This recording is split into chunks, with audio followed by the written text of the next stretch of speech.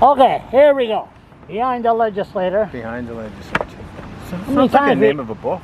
Yeah, behind Behind the legislature. Behind the legislator. Yes, Richard Hadfield could tell a few stories. Okay, hold on. Yeah. Nah, it's our focus. You could too, Charles. Let's go. a lot of stories. Okay, the win. We're not CBC. We're not CTV. I'm getting rid of this. Anyway, it's a federal election. Nobody gives a rat ass what I think or what you think. No. We got what, 4 or 5 viewers that maybe we'll watch all this bullshit. I mean, this BS. Yeah. It's just fun. Fun. That's the problem we're missing. Now, you asked me earlier, what's going on up front? Religion. Oh, is it religion? Yeah. They're preaching about everybody ignores religion these days. Yeah. And they are right. Well, But religion has taken a rough blow, in the last. you got to raise your voice. I say that religion has, there's a lot going on in the world. A lot of people are just turning away from religion. You just go to Google and say, if you want an excuse not to do anything. You can be spiritual and not religious. And you could turn around if you want to find a reason not to do something. It's very easy. Yeah. Is there a God? Google. No. Yeah. This is the reason. Well, there's not a God, so then, but we know there is a God. That's not the reason for being good. It's because of God. The reason for being good is because you will feel better if you are good. If you go around with a guilty conscience all the time, you're going to be in a state of permanent misery. I try to do good, and I'm still. I'm Scottish. I will be miserable for the rest of my miserable life. No, you're not, Charles. You're a well-defined person. Come and live. You know who you are. Come and live with me for 24 hours. Would you want a better life than what you have? Is there a life you yearn for? You know what? I was thinking about that the other day, and really. No. Charles. I got the dog, DOG. Yes. We walk, fresh air, chase politicians. You're loved by thousands. Oh, yes. Yes, you are, Charles. Hey, DOG disagrees with what you just said. You see, he sees disagree. all the enemies. All right. What's going on there? What's going on? I don't see anything. Okay. And I'm trying to figure out what he is because he looks like he has something in sight. A squirrel somewhere. Oh, maybe. Yeah. DOG, hey, come on here. DOG. He doesn't want to listen to this bullshit again. I don't blame him. I know. Okay, DOG. We're gonna rate our prediction of the election. What's gonna happen? Right. I took the time this morning. I went and have a look of DOG. I have ADHD. You're gonna distract me. No, he doesn't give a shit. Okay, so that's the way it is. The election. I never seen an election like this in my life. Never. The April wine. The whole world is going crazy. Yeah. Nuts. Well, this was by far, if you stop and think about it, the closing issue for the Conservatives was in fact the opening issue for the Conservatives. Why are we having an election? Yeah. I mean, that's usually, if that's ever been dealt with in a campaign before, which I personally don't recall ever being involved in one. There's usually some kind of reason around it, like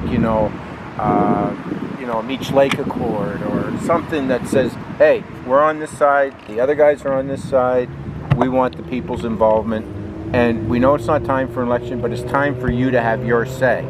So that was not carved out by Trudeau at all. It was just more like we're having an election. And everybody is like, what the heck are you talking about? We're in the... You're getting confusing messages from Dr. Tam and the medical community about this deadly fourth wave coming and that it's even more contagious and that it can affect children and it's all coming horribly true. So all the money they gave to Canadians the past year and a half, they got to get that back somehow. And if the World Bank would just give us the interest of what all the countries are giving them, we could pay that just like that. But focus shows. But the bottom line is, there's something bad coming, and he didn't want to fool around with no minority government. Just okay, let's get this done. And if the Conservative goes in power, it'll be worse.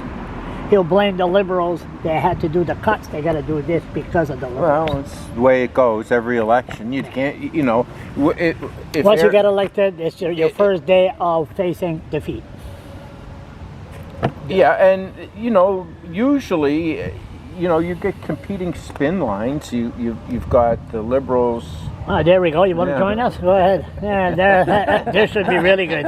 This should be really, really, really good. I must have walked in just at the right moment. Go ahead. Go ahead. Have a seat. No problem. We got a panel here. You want to join in? Go ahead. Have a seat.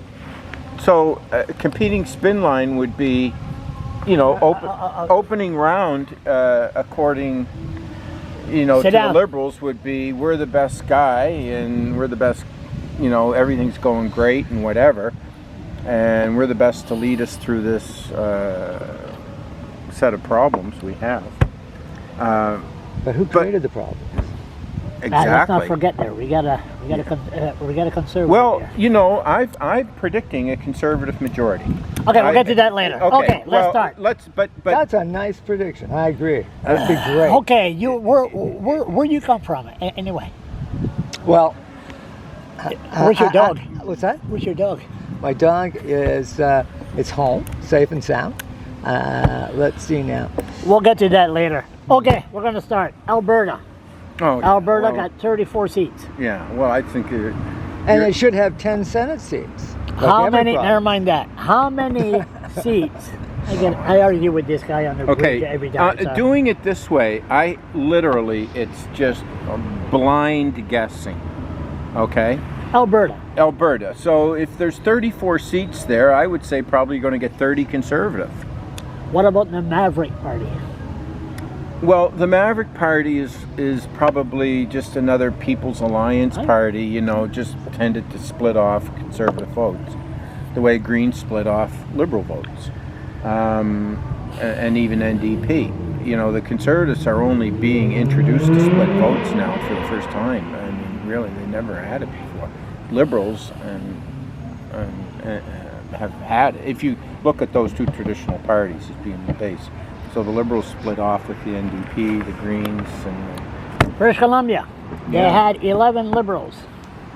11 Liberals and 17 PC in British Columbia. Then there's the pipeline debate and everything. Yeah. What's going to happen there? Well, again, it's hard for me here to know what are the... It's like here, you know, the issue is Jenica. Did she, is she going to carry? And out there could be the pipeline. We don't have a pipeline issue here. Not like that, anyway. We do, but not in that sense. Theirs is hard felt. No, yes type of thing. Ours is we don't even know if it's coming, right? Yeah. It's got to get through Quebec before we start thinking about it. Oh, yeah? Oh, you don't know. There will never be no pipeline. Right, so there you go. Go ahead. No details. You got 20 seconds. British Columbia.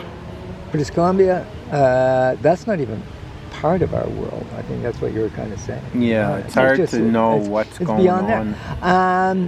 There. But how many Conservatives did you say are there now? British Columbia has 17. Wow. 17. They have 42 seats in British Columbia. Well, they could, you know, I think 24 Conservatives for British Columbia. We're going to be optimistic on that one. I could say I'll go British 20. Columbia has 17 Conservatives. And 11 Liberals and 11 NDP. That's what it says here. But I wrote this fast, so anyway. Manitoba, Saskatchewan, that's all PC. That's all farmers. Yeah. Manitoba, they had problem, but the Corona. Right. Ontario. Well, again, Ford's not doing a bad job. Same as Higgs isn't doing a bad job in New Brunswick. So I have a feeling like people tend to support